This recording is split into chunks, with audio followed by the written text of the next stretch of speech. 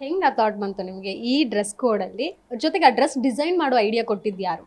Madam ಅದು actually ಚಾನಲಿಂದ ನಮಗೆ ದರ್ಶನ್ ಸರ್ದು ಈ ಥರ ಮಾಡಬೇಕು ಅಂತ ಬಂದಿತ್ತು. ಒಬ್ರೊಬ್ರಿಗೆ ಅವ್ರು ಒಂದು ಹೀರೋ ಕೊಟ್ಟಿದ್ದರು. ಇವಾಗ ಮಂಜುಗೆ ರವಿ ಸರ್ದು ಕೊಟ್ಟಿದ್ದರು, ಆಮೇಲೆ ಸ್ನೇಹಿತೆಗೆ ಸುದೀಪ್ ಸರ್ದು ಕೊಟ್ಟಿದ್ದರು, ವಿನಯ್ಗೆ ಪುಷ್ಪ ಕೊಟ್ಟಿದ್ದರು, ನನಗೆ ದರ್ಶನ್ ಸರ್ ಕೊಟ್ಟಿದ್ರು. ಒಬ್ರೊಬ್ರಿಗೆ ಒಂದೊಂದು ಕೊಟ್ಟಿದ್ದರು. ಅವರೇ ಕೊಟ್ಟಿದ್ದು, ಚಾನಲ್ ಅವರೇ ಕೊಟ್ಟಿದ್ದು. ಡ್ರೆಸ್ಸು ಈ ಥರ ಹಾಕ್ಕೊಬೇಕು ಅಂತ ಒಂದು ಡಿಸೈನ್ ಕೊಡ್ತಾರೆ, ಈ ಥರ ಇರುತ್ತೆ. ನಂಗೆ ಶಾಸ್ತ್ರಿದು ದಾಸಾದೋ ಕೊಟ್ಟಿದ್ದರು ಡ್ರೆಸ್ಸು. ಸೊ ನಾನೇನು ಮಾಡಿದೆ, ನಮ್ಮ ಡಿಸೈನರ್ಗೆ ಹೇಳಿ ಈ ಥರ ಮಾಡೋಣ ಚೆನ್ನಾಗಿರುತ್ತೆ ಅಂದರೆ, ನಾನು ಬಿಗ್ ಬಾಸ್ ಮುಗಿಸ್ಕೊಂಡು ಬಂದಮೇಲೆ ಪ್ರತಿಯೊಂದು ಹಾಕಿದೊಂದು ಡ್ರೆಸ್ಸು ಸ್ವಲ್ಪ ವಿಭಿನ್ನವಾಗಿ ಇಲ್ಲಾಂದರೆ ಸ್ವಲ್ಪ ಡಿಫ್ರೆಂಟಾಗಿ ಟ್ರೈ ಮಾಡ್ತಾಯಿದ್ದೀನಿ. ಸೊ ಆ ಥರ ಮಾಡೋಣ ಅಂತ ಹೇಳಿದಾಗ ಆ ಥರ ಮಾಡಿದ್ರು.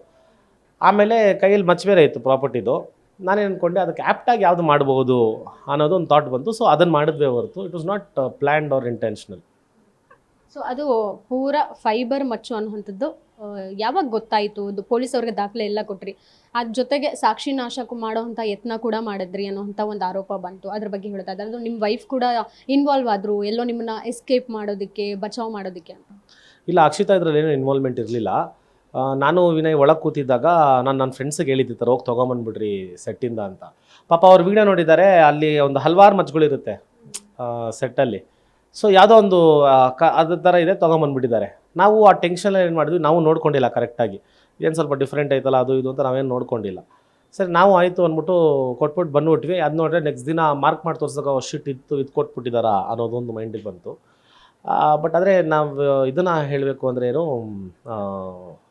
ಫೈಬರ್ ಮಚ್ಚು ಯಾವಾಗ ಪೊಲೀಸವ್ರಿಗೆ ಗೊತ್ತಾಯಿತು ಅಂದರೆ, ಸೆಟ್ಟವರೇ ಪಾಪ ಬಂದರು ತಿರ್ಗಾ ಸ್ಟೇಷನ್ಗೆ. ಅವರೇ ಬಂದ್ಬಿಟ್ಟು, ಇಲ್ಲ ಸರ್ ಇದು ಫೈಬರ್ದೆ ಅಂತ ಸ್ವಲ್ಪ ಐಟಮ್ಸ್ ಎಲ್ಲ ತಂದಿದ್ರು. ಅವರು ತೋರಿಸಿದ್ರು, ನಾವು ಈ ಥರ ಒಂದು 4-5 ಎಕ್ಸ್ಟ್ರಾ ಮಾಡಿಕೊಂಡಿರ್ತೀವಿ. ಯಾಕಂದರೆ ಅಲ್ಲಿ ಶೂಟಿಂಗ್ ನಡೆಯುವಾಗ ಏನಾದರೂ ತಾಕಿ ಒಡೆದ್ಗಿಡ್ದು ಹೋದರೆ ಅದಕ್ಕೆ ರೀಪ್ಲೇಸ್ಮೆಂಟ್ ಅಂತ ಇನ್ನೊಂದು ಕೊಡ್ತಾರೆ ನಮಗೆ ಯೂಸ್ ಮಾಡೋಕ್ಕೆ.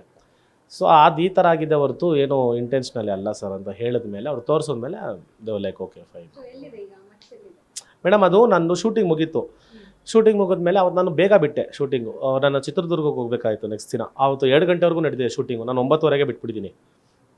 ನಂದು ಬ್ಯಾಗು, ನನ್ನ ಬಟ್ಟೆ, ಬ್ಯಾಗಿಗೂ ಆಮೇಲೆ ಪ್ರಾಪರ್ಟಿ ಎಲ್ಲ ನನ್ನ ಹತ್ರನೇ ಇತ್ತು.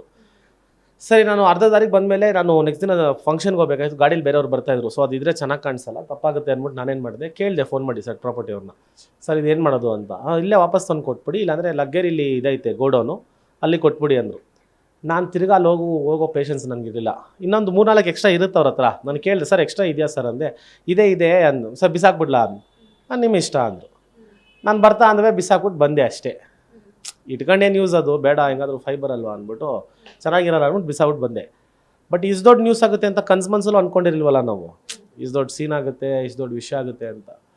ಅದು ಏನೋ ಹಣೆ ಬರ ಸರಿಯಿಲ್ಲ ಅಷ್ಟೇ.